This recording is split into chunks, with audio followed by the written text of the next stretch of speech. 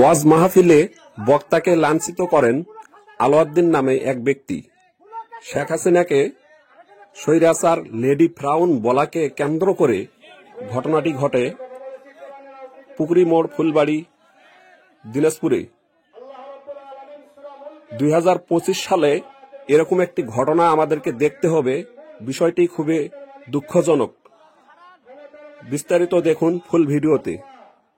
সুতরাং যেই স্বৈরাচার লেডি ফেরাউন শেখ হাসিনা কোরআনের মাহফিলগুলো বারবার বন্ধ করে দেওয়ার চেষ্টা করেছে, মাহফিলে 144 জারি করেছে। আমরা চাই না আর কোন লেডি ফেরাউন অথবা আর কোন স্বৈরাচার বাংলার জমিনে আসুক, ঠিক কিনা বলেন? যদি তারা আসে, বাংলার মুসলমান লেডি ফেরাউন স্বৈরাচার হাসিনাকে 45 মিনিট সময় দিয়েছিল। তোমরা যদি আবার ওলামা একরামের বিরুদ্ধে কথা বলো, কোরআনের মাহফিল বন্ধ করার চেষ্টা করো, ভালো করে মনে রেখো, বাংলার মুসলমান পালানোর জন্য তোমাদেরকে 45 সেকেন্ড সময় দিবে না, ঠিক কিনা? চলবে না, কোন শেখ হাসিনা কোন খালদা দিয়ে কারো নাম চলবে না, কোন কাছে চলবে না। এখানে কোরআনের তাফসীর হবে। আমি কি রাজনীতির কথা বলেছি? কোরআনের রাজনীতির কথা আছে না নাই? আল্লাহ রাব্বুল আলামিন সূরা মুলকের 1 নম্বর আয়াতের মধ্যে বলেছে, তাবারাকাল্লাযী বিয়াদিহিল মুলক, রাজত্বের মালিক কে? ক্ষমতার মালিক কে?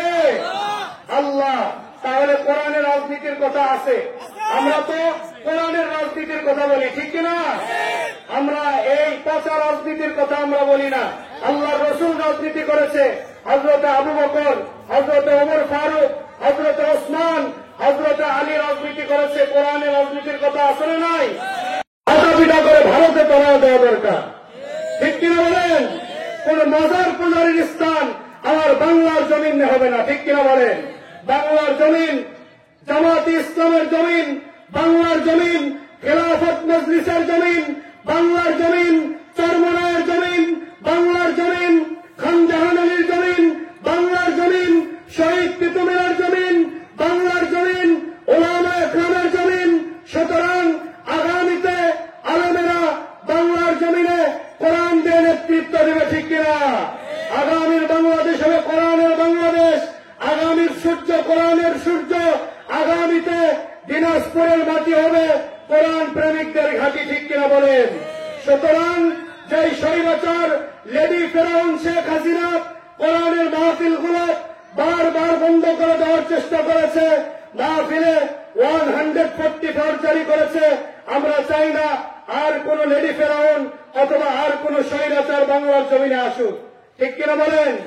যদি তারা আসে, বাংলার মুসলমান লেডি ফেরাউন স্বৈরাচার হাসিনাকে 45 মিনিট সময় দিয়েছিল। তোমরা যদি আবার ওলামা একরামের বিরুদ্ধে কথা বলো, কোরআনের মাহফিল বন্ধ করার চেষ্টা করো, ভালো করে মনে রেখো, বাংলার মুসলমান পালানোর জন্য তোমাদেরকে 45 সেকেন্ড সময় দিবে না, ঠিক কিনা? আগামীতে কোন রাম বাম বাংলার জমিনে নেতৃত্ব দিবে না। আগামীতে আলেমেরা কোরআন দিয়ে নেতৃত্ব দিবে, ঠিক কিনা? আগামীতে কোরআনটা সংসদে যাক, কোরআন দিয়ে বাংলার জমিনটা পরিচালিত হোক। এই মতের পক্ষে কি আপনারা একমত? রাজি আছেন কারা কারা? দুটি হাত তুলে আল্লাহকে দেখান। লিল্লাহে তাকবীর। বলেন, হাত টান টান করে তুলেন তো দেখি। দিনাজপুরের মুসলমানের অবস্থা কেমন একটু দেখতে চাই। লিল্লাহে তাকবীর, লিল্লাহে তাকবীর। আল কোরআনের আলো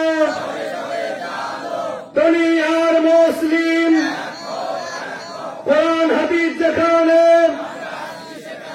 আলেম ওলামা যেখানে,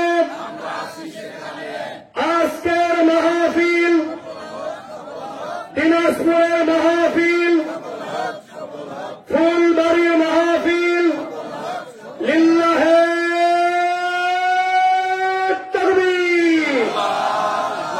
মাশাআল্লাহ। কেমন আপনাদের আওয়াজ শুনে মনে হচ্ছে আপনারা দিনাজপুরের লোক, কিন্তু শুরুতে আপনারা যেভাবে আওয়াজ দিয়েছেন, আপনাদের আওয়াজের স্পিড খুবই কম ছিল এবং ভয়েসটাও খুব নিম্ন ছিল। এখন আপনাদের ভয়েস শুনে খুব ভালো লেগেছে, আলহামদুলিল্লাহ বলেন। আল্লাহ রাব্বুল আলামিন আমাদের সবাইকে এই সংক্ষিপ্ত সময়ে দিনের বেলা আমরা যতটুকু কথা শুনলাম, বিশেষ করে সূরা আল মুমিনুন থেকে আমরা 7টা গুণের কথা শুনেছি। এক এটা চলবে না।